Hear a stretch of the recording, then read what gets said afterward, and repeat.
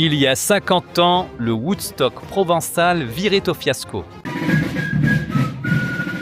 En 1976, 7 ans après Woodstock, l'un des organisateurs tente de renouveler l'expérience en France avec un nouveau festival, Riviera 76, qui promet 36 heures de jazz rock sur les 350 hectares du circuit Paul Ricard du Castellet. Plusieurs millions de francs sont engagés dans l'événement que la presse présente déjà comme le Woodstock provençal.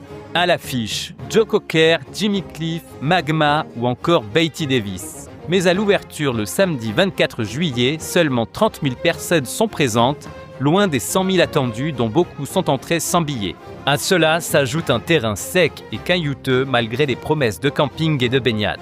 Les retards s'accumulent, le vent complique la sonorisation et même Joe Cocker, ivre, quitte la scène après seulement 5 titres.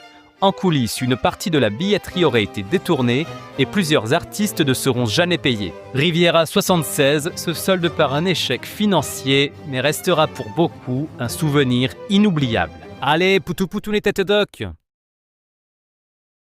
Il y a 50 ans, le Woodstock provençal virait au fiasco. En 1976, 7 ans après Woodstock, l'un des organisateurs tente de renouveler l'expérience en France avec un nouveau festival, Riviera 76, qui promet 36 heures de jazz rock sur les 350 hectares du circuit Paul Ricard du Castellet. Plusieurs millions de francs sont engagés dans l'événement que la presse présente déjà comme le Woodstock provençal.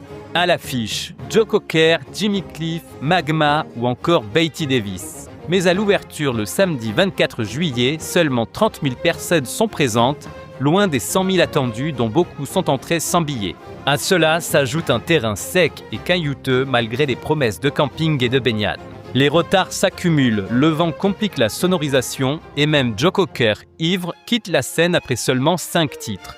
En coulisses, une partie de la billetterie aurait été détournée et plusieurs artistes ne seront jamais payés. Riviera 76 se solde par un échec financier, mais restera pour beaucoup un souvenir inoubliable. Allez, poutou poutou les têtes d'oc!